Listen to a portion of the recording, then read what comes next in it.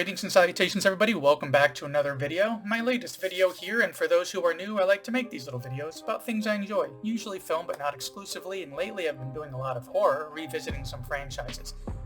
But while you are here, if you're new, if you enjoy this content, give me a nice little thumbs up there, consider subscribing and hitting that little bell icon so you get notifications for when I put up new content, which is usually once or twice a week, though occasionally I will work in an extra one. Check out my back catalog and be sure to share both this channel and video around as it really does help out quite a bit. Now that all that's out of the way, this latest video here, I've been, as you know, revisiting the Friday the 13th franchise, one that I was very familiar with a long time ago. Grew up with these films, actually. They were kind of my introduction to horror in some ways. But this video here is going to be focusing on Friday the 13th Part 7, A New Blood, and Friday the 13th Part 8, Jason Takes Manhattan. Now, I'm at the point where I'm revisiting the installments that I'm less familiar with. You know, I do remember some stuff about these films, but it's been a very long time since I've watched any of them or really even paid any attention to them at all. So, at this point in the stories, of course, Jason has been brought back from Part 6 in a very Frankenstein's monster kind of way with being electrocuted. And then he gets kind of more unstoppable in a way, you know, almost super powered up and everything. He's a lot stronger and more menacing, and it seems to take a lot more to take him down. He's no longer just the mutated freak that's come out of the lake.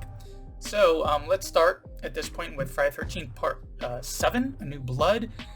Known as the one with the girl with the psychic powers, and also known as the one that brought Kane Hodder into the franchise. So this takes place an indeterminate amount of time after Part 6. You know, it first starts where, you know, with Part 6, of course, Jason was left chained up at the bottom of Camp Crystal Lake, either asleep or dead again. I mean, his eyes open at the end of Part 6, so maybe he was sleepy.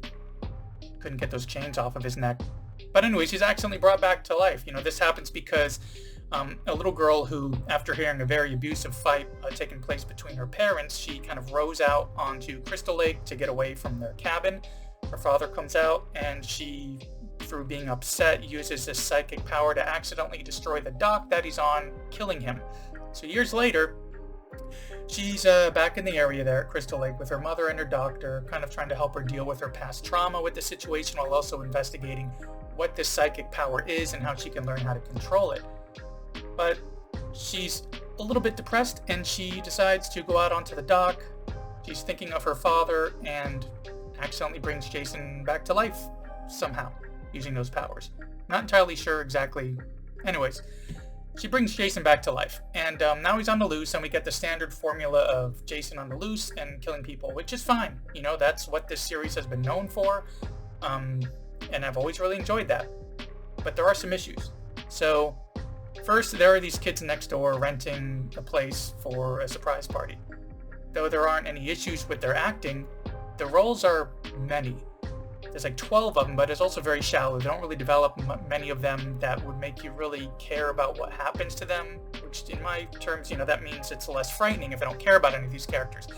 And Jason also seems to just be kind of wandering around at random, randomly coming across people in the woods and killing them. Why he passed up our protagonist after she brought him back to life and passed out, I don't know. I guess he just likes killing sprees and just really wanted to get back out there into the woods. But there is some good stuff in here. So for one thing, the whole psychic power thing did bring, you know, a bit of a twist to it that I thought was a, you know, great addition. You know, we got some great fight scenes, a couple of interesting kills, including the infamous sleeping bag kill where he just kind of whacks somebody up against a tree. It's kind of funny, but also very brutal. But most of all, the best thing about this film is Kane Hodder. So his portrayal of Jason being borderline zombie-like, you know, you can even like see through parts of his skin and everything, and he is huge, and I've had the pleasure of meeting Kane Hodder, and in person he is also huge. He is gigantic. So this Jason comes across as very imposing, larger than life, more calculating though as well. He acts, you know, Hodder acts through that mask in excellent fashion and really kind of upped this character to a newer and more dangerous version of it. As this film kind of slowly winds down, though, it ends with Jason being grabbed by the girl's father, who popped up out of the lake, seemingly unscathed by however long his, for some reason, unrecovered body was underwater, and pulls Jason down, chained to the bottom. Again. So we did all that for nothing. You know, we get through the entire movie, and he's still there, and just like Part 6, Okay, so I guess nobody's going to investigate what happened, just like they didn't investigate what happened to her dad, who drowned in 8 feet of water or so. But I guess they're just leaving the bodies there. Anyways, it was kind of lackluster, but the psychic powers, and especially the Kane Hodder taking on the role, really made this film a bit better. It's still not a great one, but it's worth checking out, I guess. Though, since it ends the same way Part 6 ends, you can skip it if you need to. Anyway, so now we're going to move on to Friday the 13th, Part 8, Jason Takes Manhattan, which, contrary to the title, most of the movie takes place on a ship. So it starts off on a small boat in Camp Crystal Lake. There's a couple on board whose anchor accidentally pulls a giant electrical cable that for some reason is going through the lake and shocks Jason back to life, just like in Part 6. So he's back, and he climbs onto the board, on board and then kills them.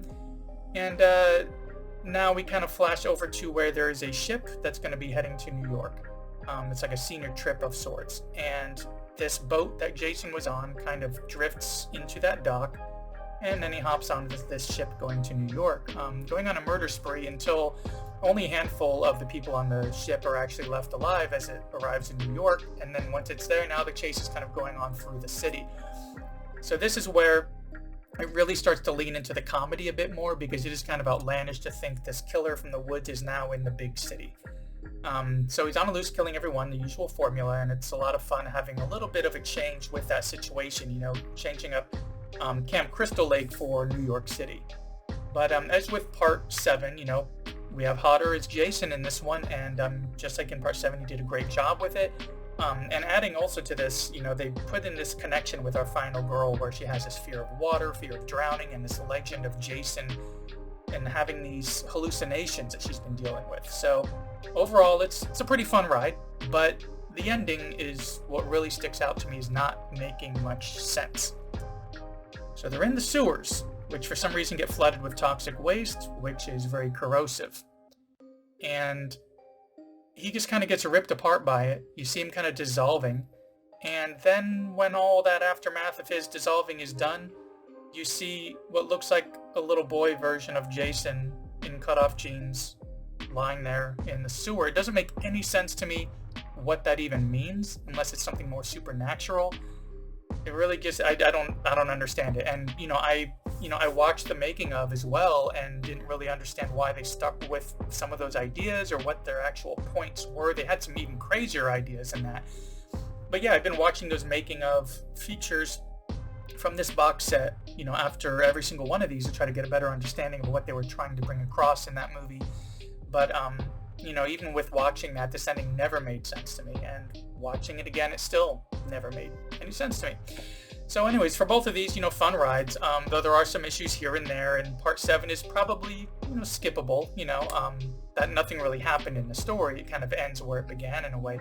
It can still be fun, but yeah, even with that, even with the event seeming to tread water in some ways, they are still fun to check out, but it does take this weird change once we go from Part 6 to 7 and 8.